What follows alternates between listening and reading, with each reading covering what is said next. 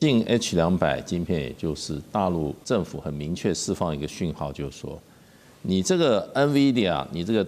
Number Two 上面还有一个 Blackwell， 你这个 Number Two 哈，我不需要，你不要这个时候来搅局，把我这个中国本土晶片发展的这个机会你看我的东西快做出来了，你就把你东西大量放出来，让我的东西没有买家，后继无力。所以我讲最主要是两个讯息，一个就是说中国大陆不需要你这个晶片，最重要是这个讯息。第二个就是说，也告诉美国说，你这个科技战你已经到尾声了，你这个最先进的第二 Number Two 的东西我自己有了，不用你我也可以 survive， 不是非你不可。路透社的最新报道说，中国大陆的海关当局这个星期告知报关行，说 NVIDIA 的 H200人工智慧晶片呢不准进入到中国大陆。但是路透社无法确认上面我们刚刚所说的这个指示是不是适用于先前已经下定的 H200晶片，还是说从这个禁令之后只针对新的订单来下达禁令。美国科技新闻媒体The Information 呢，昨天就引述了2名知情人士的话，他们报道说，中方政府在这个礼拜告知部分的科技公司，只有在特殊情况下才会批准他们所采购的辉达 H200。那比如说用在哪些地方呢？大学研究之用，那就可以放心。北京先前已经端出了一份这个 H200的用户名单现在却又传出说要禁止 H200进到大陆的决定。大使，您觉得这中间发生了什么样的一个变化？还有这2天有一些分析也看到说，并不是全禁，那它的调控的一个思维是什么？我想最主要就是不要影响到中国本土的这个 AI 晶片的发展那因为你 AI 晶片你要能够发展的话，你要持续不断的资金的投入你研发出来了，结果大的用户都说对不起，我已经买了 H200了，你寒武纪也好，你华为也好，这芯片卖给谁？对不对？所以现在就是说，当然是以保护本土的这个 AI 芯片来作为第一考量嘛。那我觉得这个就是说进 H200晶片，也就是大陆政府很明确释放一个讯号，就是说，你这个 NVIDIA， 你这个 Number Two 上面还有一个 Blackwell， 你这个 Number Two 我不需要。对，你不要这个时候来搅局，把我这个中国本土晶片发展的这个机会你看我的东西快做出来了，你就把你东西大量放出来，让我的东西没有买家，后继无力。所以我讲最主要是两个讯息，一个就是说，中国大陆不需要你这个晶片，最重要是这个讯息。第二个就是说，也告诉美国说，你这个科技战你已经到尾声了，你这个最先进的第二 Number Two 的东西我自己有了，不用你我也可以 survive， 不是非你不可。所以呢，我觉得中国大陆海关已经通知了这个所有的进口商不准进来。对。这讲得很清楚。你觉得跟先前这个辉达不是有提出说要全额先预付，就把之后不是分期的，而是你一次付的这个当做一个谈判手段？那就是说他自己掌握的情报不够精确吧？也大概也没有预计到中国大陆就告诉你就说不能进来了。因为你这个都是库存货对你这些都是你库存，你销库存，你还跟我要求这个要求呢？你卖别人算了。后来有改过，到时候付定金也可以。付定金也可以，对不对？改了嘛。现在飞达钱赚不到，川普也有7.9亿美金赚不到因为他有出口税美国政府宪法明定不能固定出口税，你出口1块钱你要拿2毛5分给我，这什么政府？不适用于川普。那川普就跟你要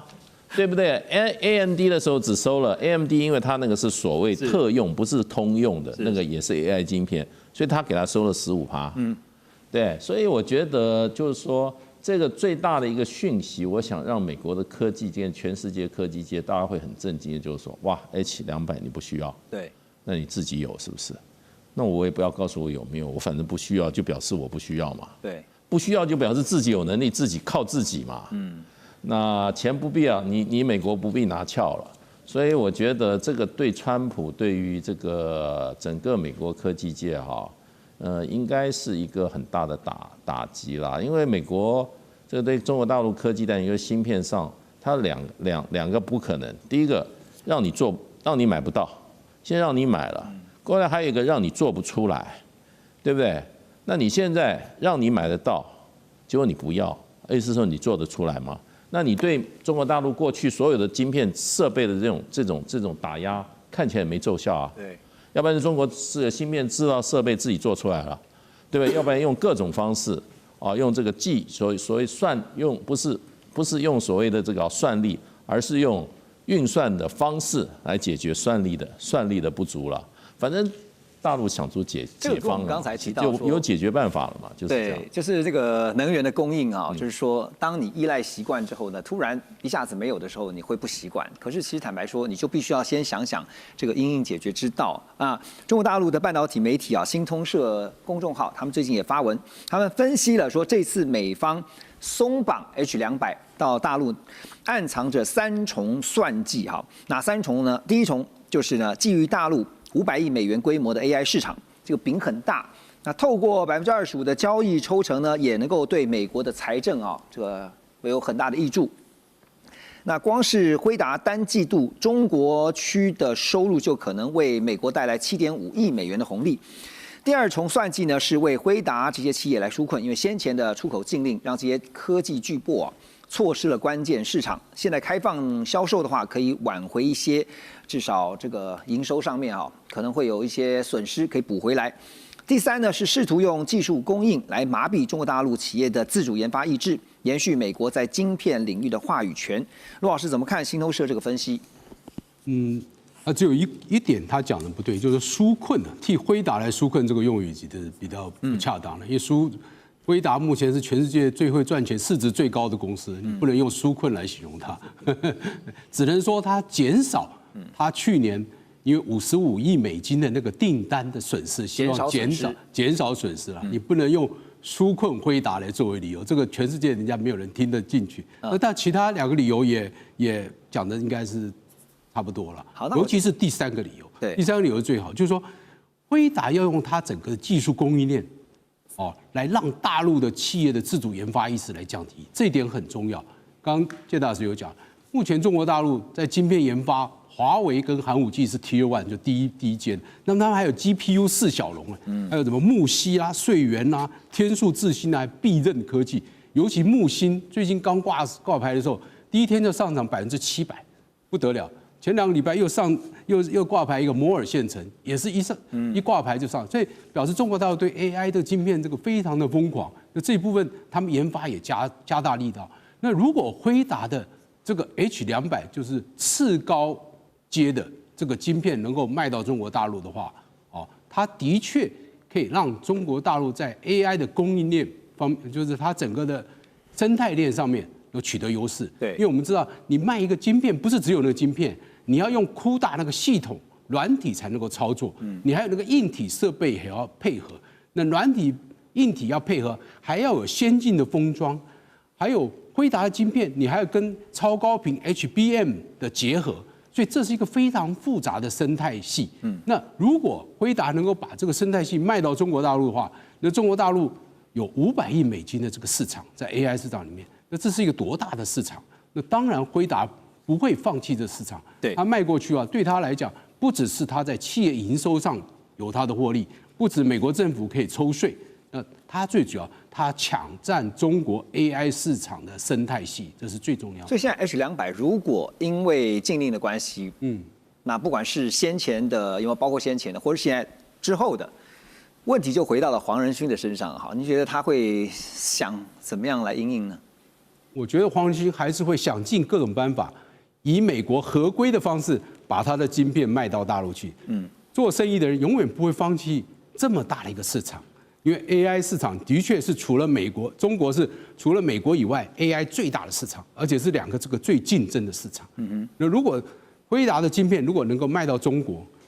我相信对辉达是有很注意，而且我们也可以看到，事实上很多的中国的科技业者是透过其他的私下管道去取得。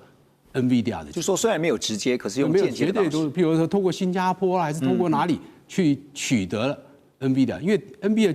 NVIDIA 的晶片目前还是全世界最厉害的，是在 AI 里面是没有人无人可敌嘛。虽然 AMD 积极追赶，但是目前它还是最领先的，否则它怎么会有市值有4.5兆美金，全世界市值最大的公司？所以黄仁勋又要再发挥他这个长袖善舞的能力，要再穿来说服，唐装特别是要说服川普，要说服川普，而且不只是说服美方哈，还要说服中方这一边。对。可是你也可以看到，最近其实美国的这个 BIS 啊，就是商务部工业与安全局也规定哈，所辉达这些晶片在出口到中国大陆之前，必须要先由第三方测试、实验室审查晶片的 AI 技术能力。那销往中国大陆的晶片数量呢，也不能够超过辉达给美国客户总量的50%。另外呢，在去年12月啊，其实美国与8个盟友共同推动的这个系和平倡议啊，川普也签署了一项行政命令，宣布建立国家层级的 AI 政策框架，而且表示呢，目的就是要防止中国大陆轻易的在 AI 竞赛中追上美国。半导体跟 AI 研究机构 SemiAnalysis 它的分析师就指出呢 ，H200事件反映出了一种仍然在华府内部争论不休的校准式围堵策略。美国在历经了拜登政府那整个围堵之后呢，发现呢其实是无效的哈。但是要如何维持在科技上现在所剩不多的 AI 领先地位？那这次的 H200，大家也认为会是一个观察的重点啊，姜老师。其实我觉得就 AI 的算力来讲，整体的算力来讲，美国目前还是领先中国颇多啦。因为现在有个统计，就是说以 H100等级的算力来讲，美国大概的算力大概是112万颗等效算力，那中国大陆大概23万颗，那欧盟是7.6万颗。所以美国其实在这种大型模型训练啊，或者是比如说更高端的军事上的 AI 等等，它其实还是比中国大陆拥有相当的优势。但是中国大陆掐住了一点，因为比如说你这些军用以后 AI 要军用，它不可能接个电线嘛，它要靠电池。高效的电池，那偏偏高效的电池现在美国被中国大陆掐住，因为美国军方自己都承认了，在目前美军的武器系统当中，有6000种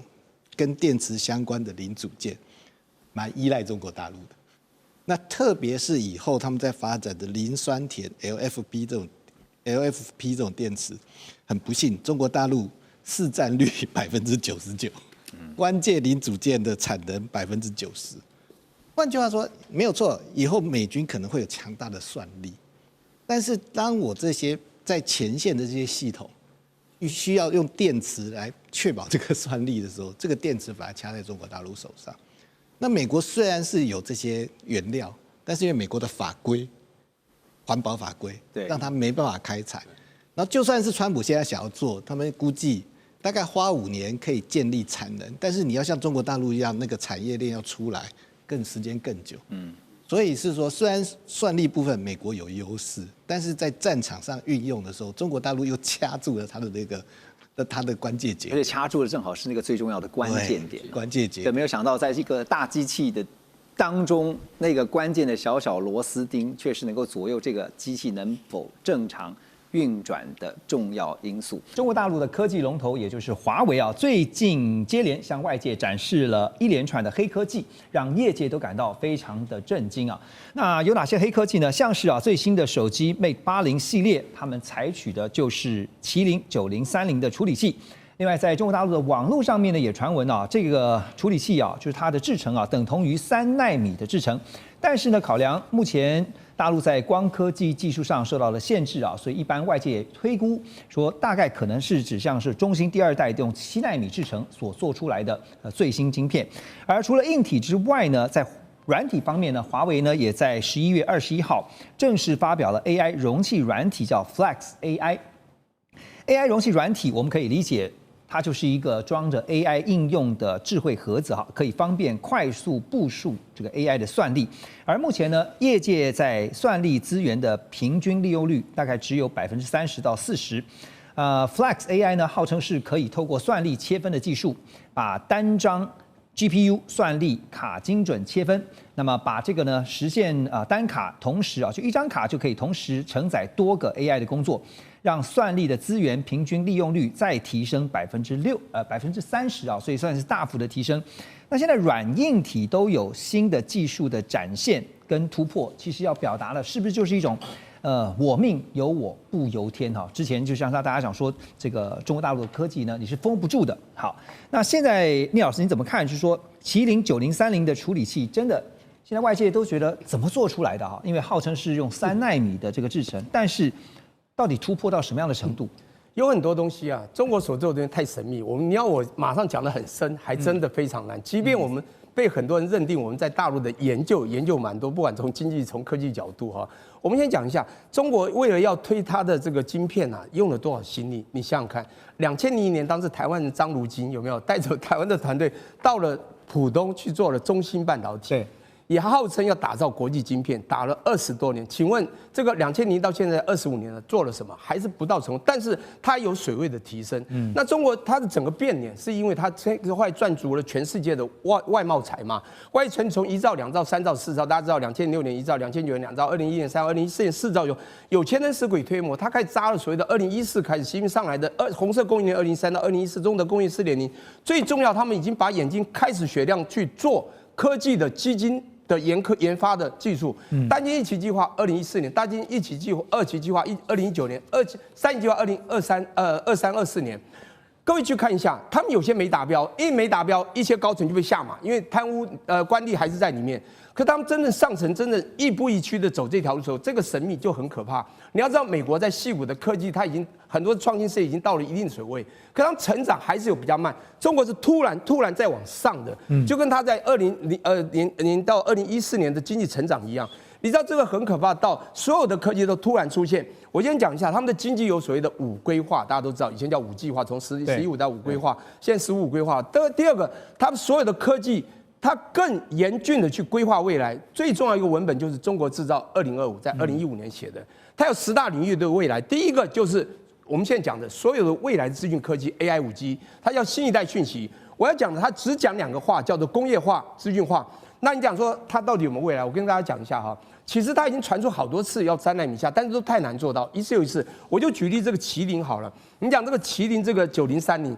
其实啊，你记不记得在2年前，2023年而已，在 Nancy Pelosi 来台湾的2022年隔年，他们商务部长到了大陆去做了一件事，他要求带着这个使命说，要求中国不能再发展科技，你太快了，影响到我们国安。结果才一去，人家送他一个 Pro Max 多少60。他当场吓到，带回美国拆开，技术哪来的？开始用这个来封锁中国。为什么他还能拿到这些东西？有没有？去年 Mate 70，这个他配上 Mate 80，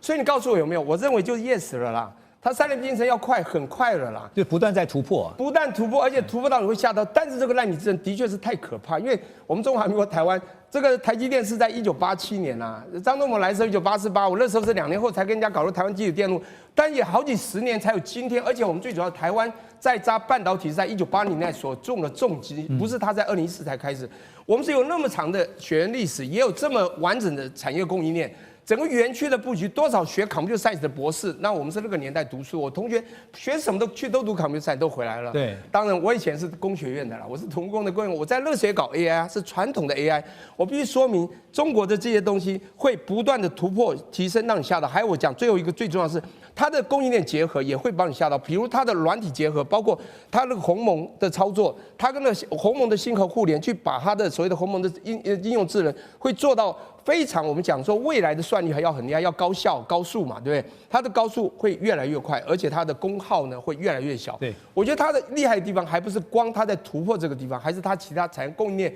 以及在所有在用电啊、功耗的地方的所有地方的加持。因此呢，我觉得中国的科技我们真的是要拭目以待，它还会有什么样的突破？您提到软体啊，其实华为最新，刚刚我们特别提到说 AI 容器软体啊 ，Flex AI 啊，它能够。把算力的利用率再提升30%，等于是在提升算力翻倍的这样一个效果哈。当然，这个云端算力呢，现在是对标，就是辉达他们直接推出的是 Run AI， 现在呢，华为有 Flex AI 哈，那就是相互来 PK 一下。当然，这个 Flex AI 呢，希望能够努力的去追赶，甚至超越辉达。所以讲到了这个美中在云端算力的竞争上面，看起来其实不只是企业自己在不断努力去突破，不断努力去提升，还有整体国家的力量在支撑啊。中美都是如此嘛？对，因为事实上，这个现在在 AI 上面有2块，一个是硬体这一块啊，对，就是所谓的晶片，AI 晶片，那这个是算力啊，代表的算力。那当然，现在麒麟这个升腾9030，它的算力不断在提升，可是跟美国的这个 NVIDIA 的算力啊，还是有一段距离。那另外一个可以解决双方差距的，就是算法的问题。也就是这些哈，不管是这种哈所谓的计算训练哈，或者是推理的软体，像 DeepSeek， 它当时一推出来以后，我记得当时的这个 NVIDIA 的股价跌掉了3000万以上啊，3000亿以上，多当场市值。为什么？因为它代表用它的算法，它不需要极大的算力，那成本就低很多。就是算力它另辟蹊径。对，那现在这个 AI 容体软体也是跟那个 DeepSeek 一样，它是算法上做了改变，而且呢，它的包容力比较强，它等于说你在这个基本上这个本来就是说你有算力，可是你在算法释出的时候，你就需要像这个 Flex AI 这样子的晶片这样子的软体。那这个软体现在就是说。NVIDIA 它的这个它的相关的这个容器软体AI 容器软体，它只能跟这个 NVIDIA 自己的晶片相容。可是呢，华为推出来这个新的 AI 容器软体它可以把辉达、升腾还有其他第三方的软体把它做一个资源的统一管理。以及高效利用，也就是3种不同厂牌的软体，它可以结合在一起，而且呢，它可以把有效屏蔽各种不同算力这个晶片算力之间的差距。那这样子的这种所谓的结合运用屏蔽的能力会使目前的各厂牌的这个所谓的晶片AI 晶片，它的这个。它的这个效能能够提升30%，也就是目前的来讲的话，你今天你的 AI 晶片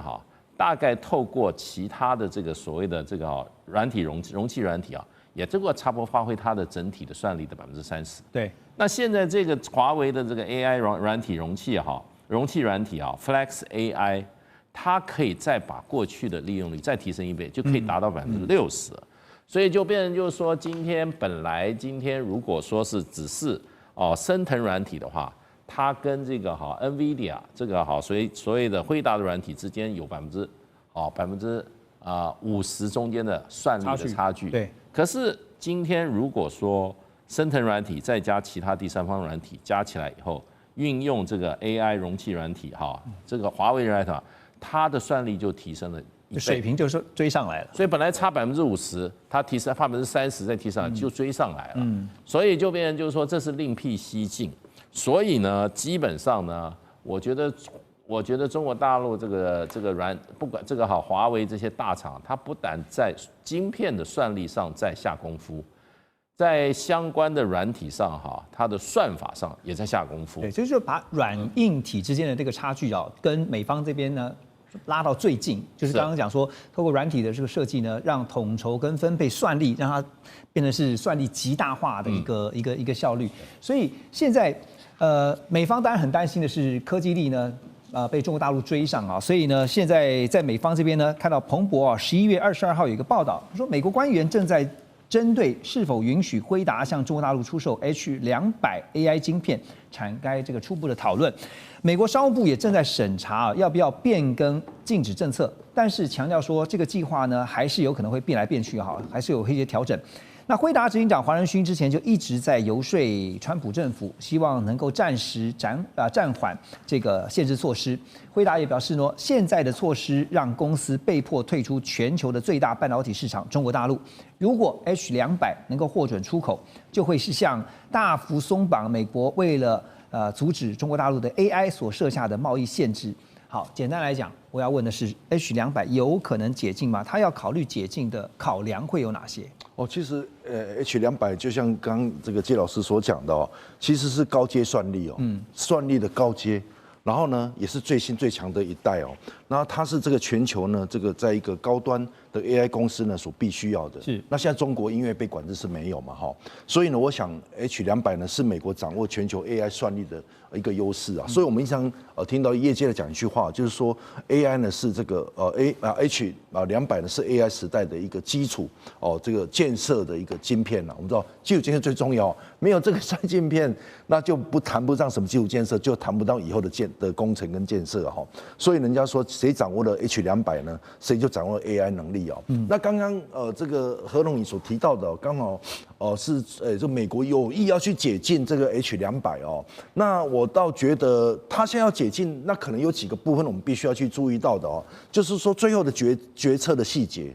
不是川普或是谁讲一句话就可以了，因为他有一个，既然 AI 或是科技是现在美国的要去遏制中国的重中之重，所以他必须要有最终的决策细节，还有附带的条件，还有国会的回应哦。别忘记了国会其实有时候会撤走这一段，是因为既然是谁掌握了这个 H200，谁掌握了 AI 嘛，所以这个部分恐怕也是在国会是非常一个会交战的一个地方哦。然后此外呢，是还有其他的一个技术的产品呢，会一个解禁的行动。如果光只有 H200，那这样可能是一个特例，而不是以后就是一个解禁的一连串不尽然哦。对。那当然这个部分呢，是否能够代表它的要不要大幅解禁呢？我觉得有几个部分呢，可能还是观察的哈。那第一个这个只是讲，但是官方呢还没有要承诺解禁哦。那他只是说所有方案有可能都会变动，还会变动。对啊，有可能变动。变动就是代表变数，所以我想说，我们也不用期待说一定判定会不会哈，而且呢，再加上它是不是针对性的解禁呢，而不是全面性的解除管制？那第三个呢，我觉得美国现在它要考虑的一个，尤其在 AI 它关键所在是国安、国家安全，还有技术领先跟供应链控制这三件事情如果一起考虑的话，我觉得 H200其实是很大的变数，因为要考虑国家安全要考虑技术领先考虑供应链的控制，所以我们从这上面去看的话，恐怕这个路这一条解禁之路是非常的漫长，而且是不定数性很高的。而且说这个美国想卖中国大陆，就算最后达成协议要卖 H200，绝对不可能是卖最新的，就是比照美规的这个最新的，一定是降规版的哈。可是就算要卖，那也得看中国大陆到时候让不让进。我们休息一下，马上回来。有句话说牵一发动全身刚才特别提到了安氏半导体这个争议呢，原本以为已经落幕了，但还想不到的就是没完没了哈。当然，这也让欧盟考虑开辟另外一个新的战场，就是限制华为和中兴的电信设备使用。根据彭博的报道呢，消息人士指称，欧盟执委会的副主席希望把2020年关于停止在行动网络所使用高风险供应商的建议，要转化成为一个具有法律约束力的要求。同时呢，还规定了如果不愿意配合的成员国，可能要面临所谓的侵权程序，还有财务罚则。另外，他们也要积极的劝说这些非欧盟的国家不要过度依赖中国大陆的供应商。如果这些国家把全球门户计划的资金用在和华为设备相关的专案，那么欧盟可能会拒绝提供资助。而欧盟执委会的科技事务发言人也强调说，他们的5G 网络安全对于未来欧洲的经济至关重要。大家都知道，接下来马上要进入到的就是 AI 时代AI 时代当然传输速度跟这个 AI 的基建基础建设大有关系所以这次当然华为设备又被拿出来当做另外一个要开战的战场，而且是针对华为主力的产品，就是 5G 通讯设备那所以倩姐觉得这是欧洲在创造一个战场，创造一个筹码，还是说他们也看到了未来 AI 在基建这一块他们可能的劣势？事实上呢，华为或者是它所代表的整个中国大陆的科技发展里面，现在有3项在全球是领先的。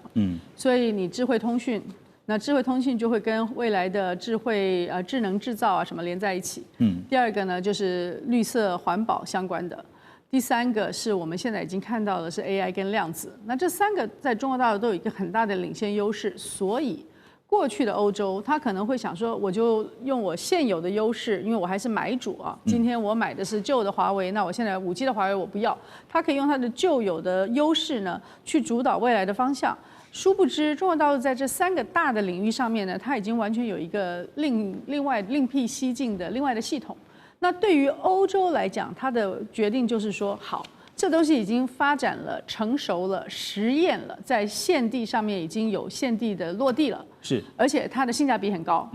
那我要不要？我如果不要的话，我就要全部从头来。从我的研发、制造、财务成本上面，我就要从头来算一遍。对，所以我觉得看5G 就是一个最好的例子。大家记得华为它一开头在那个通讯服务上面，它不是在手机厉害，它是那个 base station， 就是那些给通讯产业的人所提供的那些地方厉害，因为它不但是往后可以共融，它可以往前共融。就是说，以前我们说我4G 的我可以往3G可以连在一起容易，可是我4G 的要去能够跟未来的5G 连，要跟再后来的6G 连，华为是在这些地方最好的，都是 infrastructure， 而且都是跟未来可以连的，就是它整个设计里面它就设计好可以跟未来相融。那其他的不跟未来相融的话，你就要全部重做。你记得我们台湾以前开始有这个手机的时候，你换代就要全部重做你的基地台嘛。对。那华为它的优点就是它 forward compatible。那今天如果说欧洲说，哎，我就是不要买他们的，那你就要去买替代的。那你替代的不但是你要替代今天的，你还要去替代明天的。你每一次换代的时候，你可能都有新的大的成本。那这也是为什么你今天去看啊，华为现在说我的基地台啊、基础设备啊、我的手机跟相关的 application， 它的智慧财产的 license 都是用亿来算的，27亿、14亿，它的那个数量都非常大，因为它让使用者很容易的可以进入下一代。好，那现在如果我们今天华为真的不要用了，那就是第一，没有人去承担这个成本；第二个，你会延缓你的实行。等到他们真正用别人替代的5D 玩的时候呢，中国大陆的6G 已经好了。对，因为今年在15里面已经把6G 就放在台面上了，所以你就永远要落后的这样一个欧洲，大家甘心吗？就是欧洲国家甘心不甘心？您刚刚在讲的时候，我就想到说，所以现在欧美方面，特别是美国特别用卫星来做一个替代，怎么看？卫星本来就是一个可能的替代，但是也不要忘记了，卫星在各个国家也会有它的安全疑虑啊。没错，它有一个稳定性的疑虑，那是某一种的安全疑虑，另外一个是安全疑虑啊，这2个都是就是国家安全疑虑，这2个都还是存在的。所以某些国家也许可以作为选择，对于其他的国家就不是一个选择，并且呢，对于比较经济落后的国家来讲，更不是一个选择。所以我们今天看的东西不只是华为的5G，其实我们还看到的是所有在数字革命、AI、Quantum 跟未来的卫星、绿色能源革命中间，凡是中国大陆已经有能够落地领先优势的产业中间，提供性价比高的产品给欧洲的国家的时候，欧洲的国家都得要想一想，我要不要从头做？从头做的时间、成本以及它的成功率、安全率都是需要算的。没错，这次也有分析啊，就认为说，其实欧洲应该是有备而来啊，但是到底准备了多少呢？这个彭博指出说，德国政府考虑要使用公共资金来支付德国电信还有其他电信业者加速的更换现有他们所使用的华为设备。那在德国啊，他们也算了一下，如果要整个更换华为设备的话，成本要超过20亿欧元，折合台币大约是711亿啊。电信营运商则必须要在2029年底之前，把所有大陆5G 的行动网络设备的关键营运相关的等等内容要完全排除在外，这些都是钱呐。那么都是，你看看德国政府说，那不惜花711亿台币要整个换掉，是这样，是在长痛不如短痛这样的一个思维吗？王老师怎么看？德国的政府他说他要拿钱来补贴德国电信，它因为更换华为5G 所衍生的额外费用、额外成本，这其实衍生出很多问题。第一个，你要拿谁的钱？他说是纳税人的钱。对了，政府花都纳税人的钱。好，那可是政府他每个预算都要分各个部门的，从哪个部门来？有人说可能会从国防部门来，因为这是国安问题。也有人说，德国会有那个基础建设的相关部门，从基建部门过来。好，换句话说，德国现在把方向定了，可是钱从哪里来？目前还在云端啊。厂商听了政府对他给他口头的保证，我们会从政府预算拨过来。可是万一对不对？只要事情没有最后的确定，那总会有风险嘛。对，那德国电信要不要冒这个风险？好，第二个就是说，那拿纳税人的钱，纳税人有没有意见？因为纳税人的钱，他会说你要更换设备，那是你电信商的事啊。为什么会拿大家的钱？为什么拿我？有些人会认为是电信商的事，那为什么要拿我的钱？那这个又在德国社会确实有些争论在。再来，电信商他自己 O 不 OK？ 因为电信商他已经有现在的，他成本已经花下去了，而且他说在华为的5G 相对便宜，而且很多人说好用。我们没用过，对，可靠性也很好。所以电信商要换到新的系统，不是不可以，像诺基亚的。可是万一它的稳定性不够怎么办？对，后面衍生的这些，不管是客户的这个抱怨，或者是成本的增加，德国政府不会再给你了。就那传输的品质啊，对，那就是你的。好，最后一个，还有就是那这些电信商的工会 O 不 OK？ 因为工会就觉得你老板就是在乱花钱嘛，钱应该分给我们当薪水的，结果你跑去更新那个已经有的设备，对，那为什么要这样子？那德国的工会很强的，所以我们还不知道，因为现在报道很少看到德国工会的反应，但我觉得这个真的是需要考虑。讲是这样讲啦，但最后怎么去做哈，实际真的会执行成效是如何啊？恐怕还有待观察。不过现在中方已经有回应哈，就是外交部发言人林建言反击，他就说这种在没有法律依据还有事实根据的情况之下，用行政手段强行限制甚至禁止企业参与市场，是严重违反了市场原则以及公平竞争的规则啊。他也说呢，个别国家强行拆除或移除中方电信企业的优质安全设备，不但会延缓自身技术发展的进程，那会造成巨额的损失。另外呢，把经贸问题泛安全化、泛政治化，会阻碍技术的进步和经济发展，损人又不利己。现在看来，北京这边。意思就是说，如果真的这么做的话，北京会反制的。但是北京会如何针对华为的这些相关的电信设备啊，在欧洲这边遭遇到的困难，会如何来处置呢？如何反制？是我觉得自己强大，自身强大，这就是最好的。就您讲的底气。我说不好听，中国真的太厉害了，但就是因为他太厉害了，惹到了别人嘛，这么简单，树大招风。这件事情在2011年到2014年是演的最烈的时候。2012年，芝加哥有个学者说，中国再这样崛起，美国会疯狂，越崛起越疯狂。现在欧洲也跟着疯狂。我跟你讲哈，大家想想看，2011年发生什么事？那时候我刚好在另外一个友台讲了一个，就是那时候每个礼拜二10点，我正好讲的就是华为，还有另外叫中兴，绝对不能忽略掉中兴富国这家中兴，这两家一样的。当时还没有现在所谓手机玩到这么火热的时候，是路由器。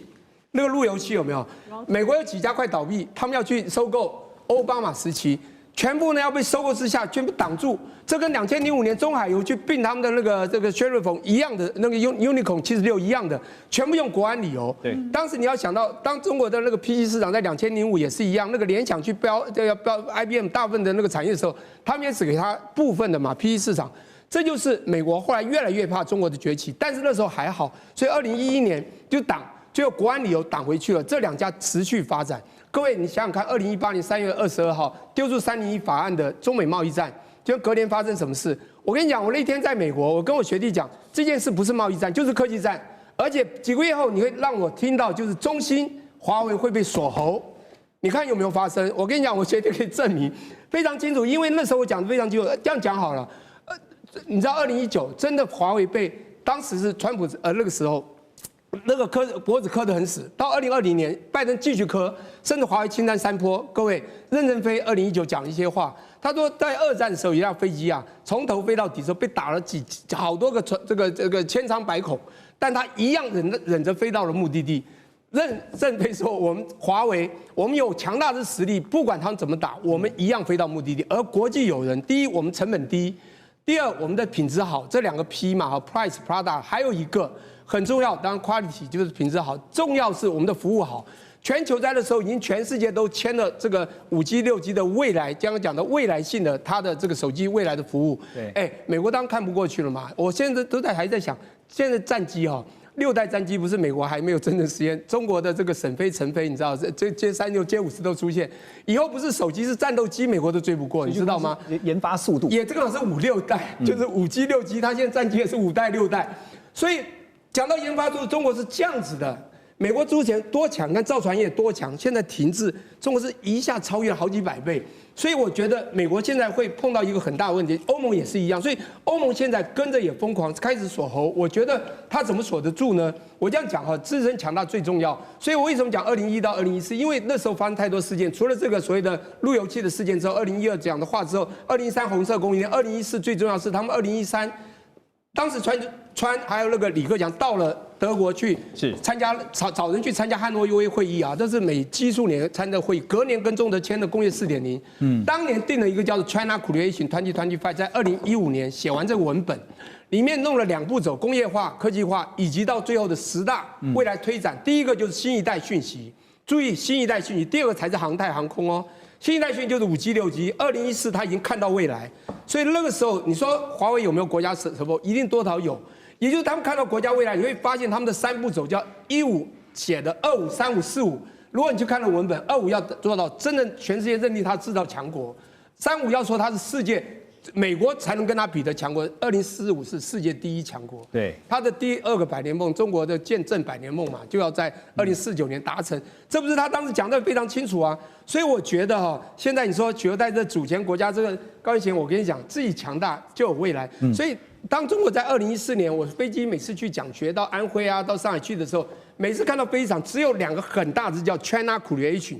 我当时真的在安徽财大跟那个院长说，哎，这个是什么意思？他说他们正在推所谓的科技未来。你看现在11年了，真的只有政策下放，甚至教育扎根呐。你知道我上礼拜去南京，他们的教育现在也是跨领域结合哦。我们财经系已经在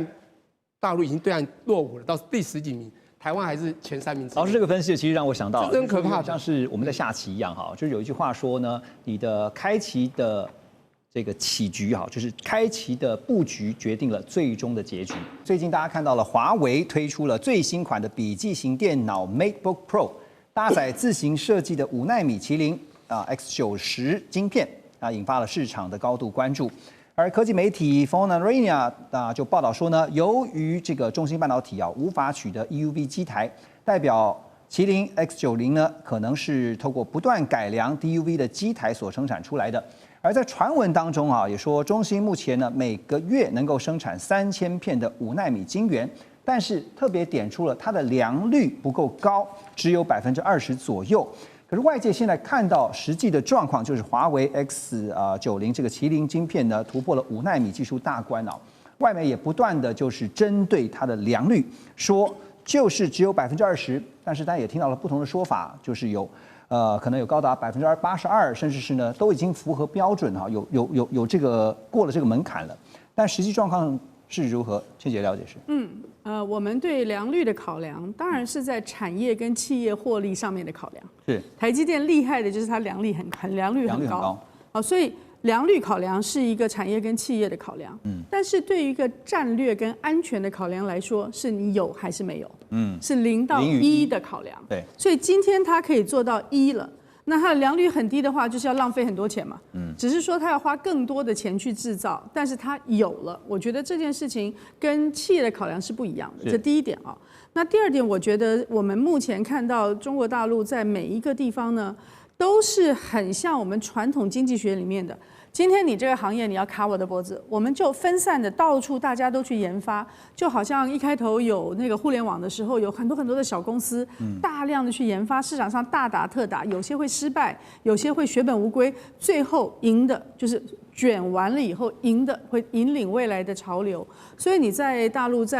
尤其是华为，我们就光看华为，它这几次的这些升级，从开始有鸿蒙开始，它一开头的时候就建立在它有极为庞大的 install base， 用的人很多，所以他一开头说我就很快就可以有9亿就他一开头说的是4亿了，然后一开头大家说怎么可能4亿呢？4亿是个多可怕的数字，但是它可以从升级，然后它有非常大量的使用者的部分呢，它很快就达到了它的经济规模，然后创造了很多的开发商。使得它这个平台呢成为一个非常活络的，在我们通讯上面来看，就是从1到7层每一层都非常活络。好，那现在你仔细光去看这个晶片的话，一开头它最近所说的都是在制程上面赢的，啊，就是说也许我没有5奈米，没有像现在台积电更厉害的3奈米，可是它在非光学技术、多重图案化的这些地方呢，它在制程上赢了。那接下来我觉得会看得到的是，过去中国大陆从我们刚刚讲的战机一样，都是从这西方的技术路径从后面跟着走。那成飞的歼十啊，现在回去讲，它的歼十现在已经歼10C很厉害，它一开头呢就是自主研发的。它没有跟着别人的技术路径走。那我们现在这几年陆陆续续看到的消息，包含了哈工大它在曝光机心脏的那个 EUV 的光源技术，浙大它有一个叫做无眼膜的，就是不用覆膜的这个光刻机。然后现在看到的深圳的新凯来，你会发现它在各个地方不同的发展，每个地方可能发展一个小的部门或者一个小的部件，可是它联合起来以后呢，我认为会有一个新的技术路径。那这个路径我们已经隐隐约约看到了一些蓝图了，譬如说，现在中国发展了很多的新的光刻机是不用用中间不用用那种高阶气体的，它完全是固态的。那么这些新的路径呢，就会使得你任何形式的卡脖子，因为美国已经卡到底了，你的成品不能卖，你的这个前面的制造的这个机具不能卖，你中间的维修保养不能卖的，这整一套对于过去的结构的卡脖子的作为呢，将会完全无用武之地。所以如果鸿蒙做不到，应该没有人做得到，所以我们很乐观其成的认为，鸿蒙是可以突破这些技术的卡脖子，因为不是鸿蒙一个公司，是各个部门、各个研发的机构、各个的大学，有很多很多的工业人才都在齐心合力的要突破这个最后的关口。就像一开头的时候，那个大飞机，大家说哦，919不是自己的那个发动机。很快就会过了，一下子就可以冲破，因为全部的人集中力量来办大事的这种分散性的研发，可是集中性的成果呢，会在很短的时间让我们看到。就只是时间的问题，而且刚才倩倩点出一个重点哈，就战略来看的话，它跟商业又不一样，它是0与1的问题哈，就是要有才是最重要的啊。那当然，在推出这个麒麟 X90晶片之后呢，华为现在还传出已经启动了3奈米晶片研发。采用的是 GAA 环绕栅极技术，还有2维材料，预计在2026年呢要量产。大陆的用语是流片，就是说像流水线一样的会生产，开始量产。那同时呢，基于碳奈米管的这个3奈米碳基晶片已经完成了实验室的认证，正在中芯国际进行产线适配的过程当中。好，现在看到一边推出了5奈米晶片，一边开始又启动3奈米的研发哈。所以华为的晶片战略似乎是非常的清楚。陆老师继续的要请您带我们来深入的分析一下。华为它最主要精神就是要去美国化，就是要没有任何美国的技术在里面，它也能够生产，从 IC 设计到晶圆制造到封装测试，所以它其实现在目前已经可以做到了。因为它的封装测试都是过去委托我们台湾的公司来做，现在不需要了，它自己做了。像它这次的5奈米是中芯国际的 N+2，再加上长电这个科技的4奈米，所以有人说是7奈米，但是他们说这是5奈米，而是由大陆的中央电视台特别宣布的。我们想应该有它的特别意义。诚如刚刚倩姐讲的，就是说这个从0到有，这是一件非常不容易的事。没有用 EUV， 可以用 DUV 这个旧的机台做出这个5奈米，这是非常不容易的。在这样的封锁之下，它从2019年被制裁到现在，它依然能够存活，这个我们不得不佩服他们在这方面的一个努力。而且它在持续在扩大它的努力。虽然中间它曾经有透过，他们有曾经透过一个所谓的空壳公司啊，我还记得叫中国的算能科技来跟台积电买台积电的晶片，有曾经发生过这件事情。台积电呢后来赶快就喊停了，不敢再卖给他了。那美国这个媒体也一度传说，好像要制裁台积电这件事，至少罚他10亿美金以上的这个罚款。所以证明就是说，华为它即使在这个重重的封锁卡脖子之下，它能依然走出它自己的路。这就是美国要思考的说，我们这样的持续的制裁封锁下去，到底能不能达到我们的目的？对。但是在此时呢？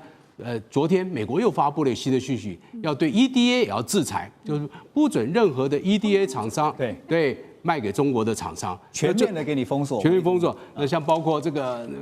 那 Candice 的这个易华科技啊，还有这个新思科技啊，还有西门子的这个也都不准再卖给中国任何厂商。那我们的公司也是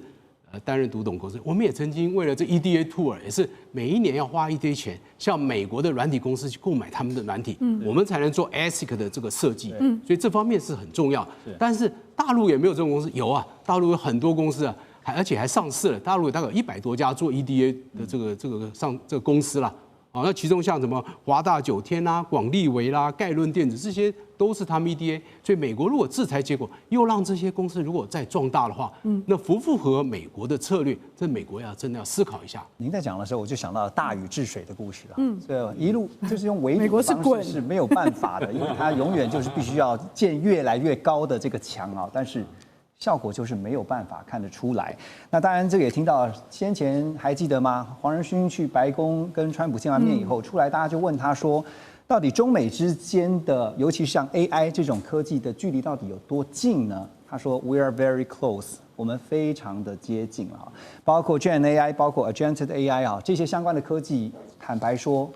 距离真的是非常的接近。那当然，现在华为除了晶片，最近也看到了，它还有另外一款新的产品，就是它的折叠萤幕电脑哈，也是让大家觉得很惊艳，就是 MacBook Fold 啊。那非凡大师，这个也是呢全球最大的商用折叠萤幕电脑，它展开萤幕呢可以达到18英寸。好，它采用的是超轻薄折叠设计啊，这个折叠状态只有13英寸，那展开之后达到18英寸，最薄的是7.3毫米。重量只有1.16公斤，所以呢，大家在看到那个 demo 的时候，发现，特别啊，因为像我们喜欢用折叠的话，我们就看它中间的折痕，就那条线到底清不清楚，专家就看这个了哈。所以我想请教黄老师哈，所以刚刚我们提到了华为的晶片战略，那接下来特别是在科技自主化这个部分，华为如何去引领中国大陆整个科技自主化这样的方向？